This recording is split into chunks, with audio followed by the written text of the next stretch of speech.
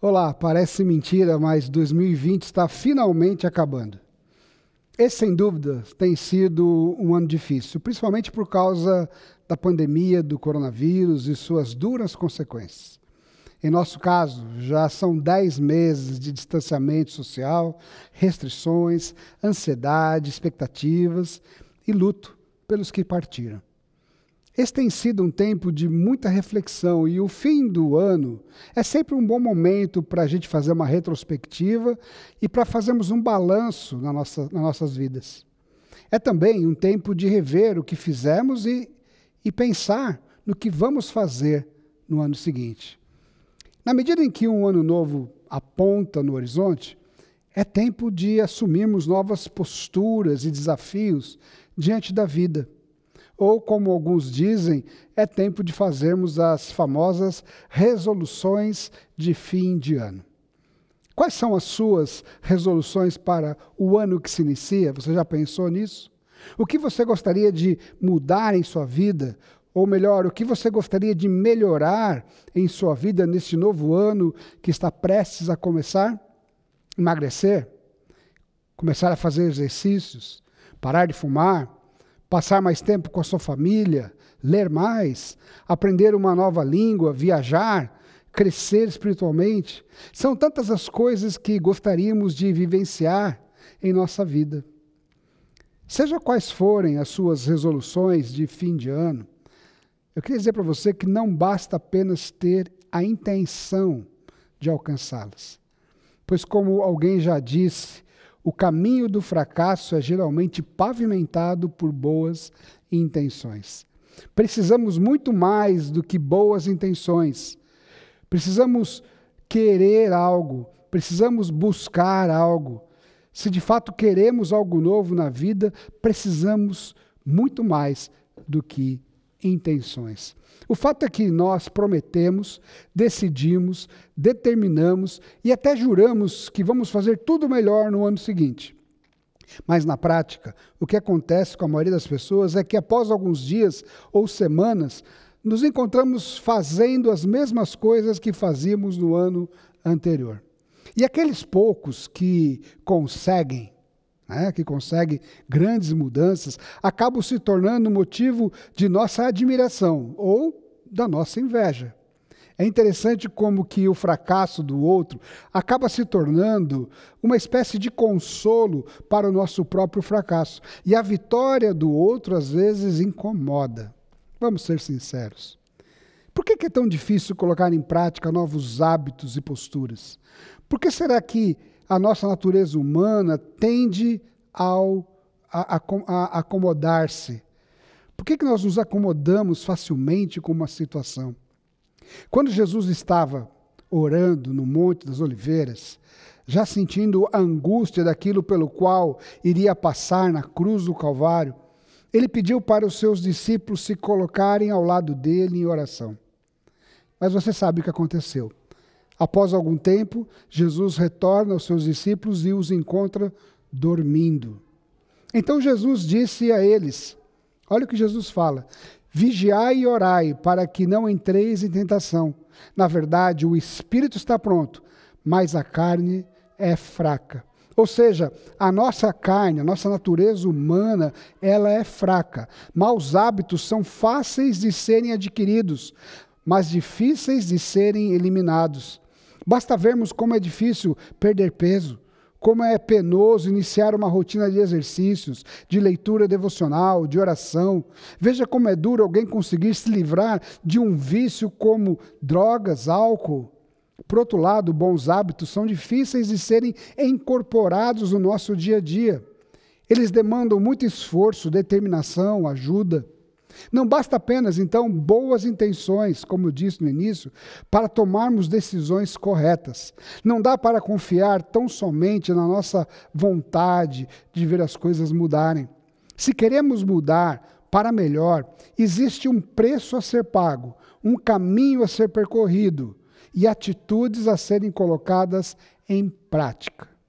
Nesta breve meditação de fim de ano, eu gostaria de sugerir a você 3 atitudes fundamentais e práticas para que você alcance as suas resoluções de fim de ano. A primeira delas é: peça ajuda. Não tente fazer tudo sozinho, peça ajuda. Às vezes o orgulho nos impede de buscarmos ajuda, pois pedir ajuda pode parecer um reconhecimento de nossas limitações. Quem disse que precisamos fazer as coisas sozinhos? Veja 2 conselhos da palavra de Deus que nós encontramos de Salomão. Primeiro, em Provérbios 27:17, diz assim: assim como o ferro afia o ferro, o homem afia o seu companheiro. E ainda em Eclesiastes 9:4-9-12, Salomão diz: mas pobre do homem que cai e não tem quem o ajude a levantar-se. Adiante ele diz: um homem sozinho pode ser vencido, mas 2 conseguem defender-se. Esses 2 versículos falam da importância de termos alguém que nos ajude. Nós até podemos apreciar e sentir satisfação quando fazemos algo por nós mesmos, mas o produto final é sempre melhor quando combinamos habilidade e talento com trabalho em equipe. Os melhores resultados, por exemplo, no combate ao alcoolismo, são de pessoas que frequentam os alcoólatras anônimos, conhecidos como AA. Mas é preciso deixar o orgulho de lado para se juntar a um grupo de apoio como esse. Esses conselhos para buscar ajuda vale para todas as áreas da nossa vida e para todas as nossas resoluções, sejam elas de fim de ano, de começo de ano, de meio de ano, qualquer que seja o momento que a gente precisa tomar decisões. Quantos casamentos não seriam preservados se o casal buscasse ajuda nos momentos de crise? Quantas decisões equivocadas não teríamos evitado, as pessoas não teriam evitado se elas buscassem conselhos com os mais sábios? Quantas conquistas nós não teríamos alcançado se aceitássemos humildemente a ajuda de quem já chegou lá onde a gente pretende chegar? Portanto, busque ajuda, caminhe com alguém, compartilhe seus projetos, peça apoio.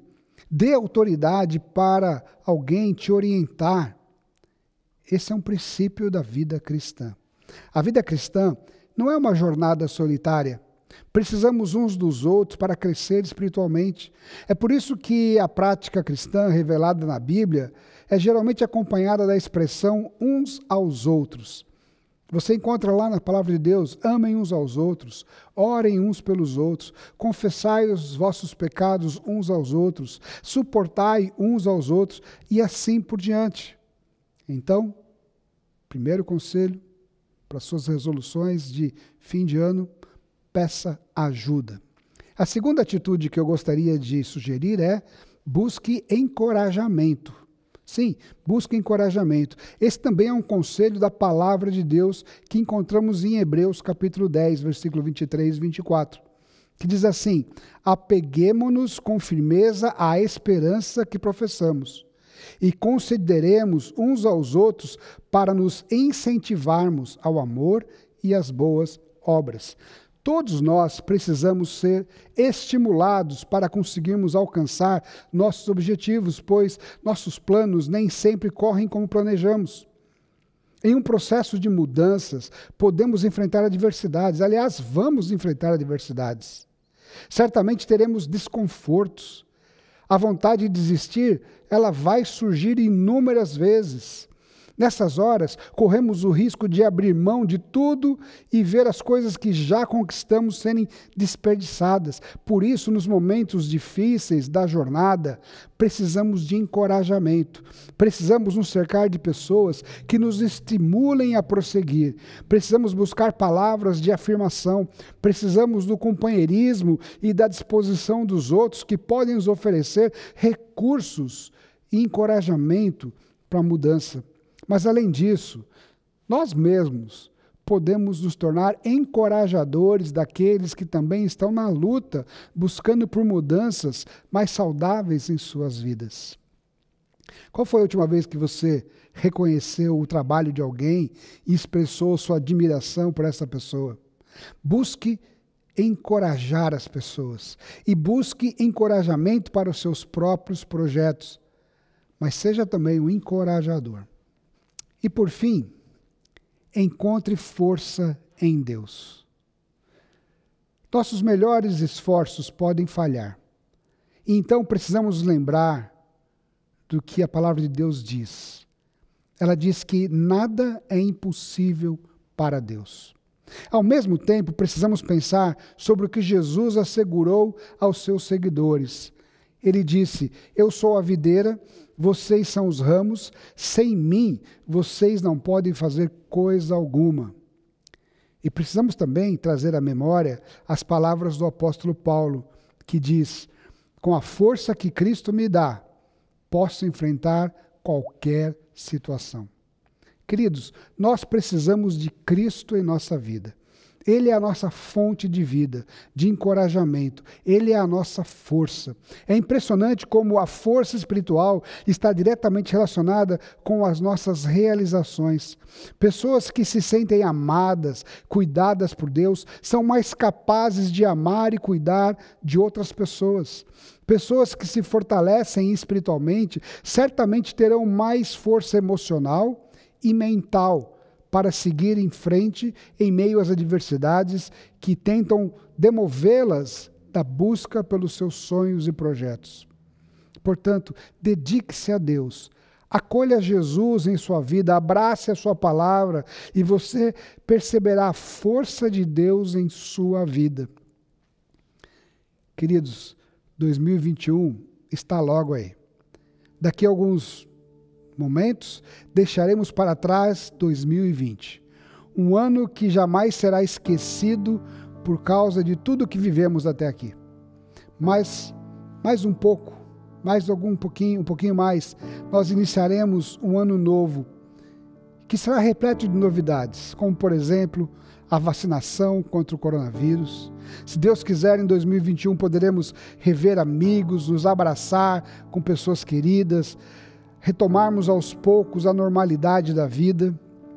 Que nesses últimos dias de 2020 possamos fazer uma reflexão sobre a nossa própria vida e que possamos tomar boas decisões, fazer boas resoluções para sermos melhores em 2021. Mas que essas resoluções não fiquem apenas na intenção. Peça ajuda. Encontre encorajamento nas pessoas e busque a força que vem de Deus. Eu tenho certeza que você vai experimentar uma novidade de vida no ano novo que está para começar. Que Deus te abençoe. Um feliz ano novo. Em nome de Jesus. Amém.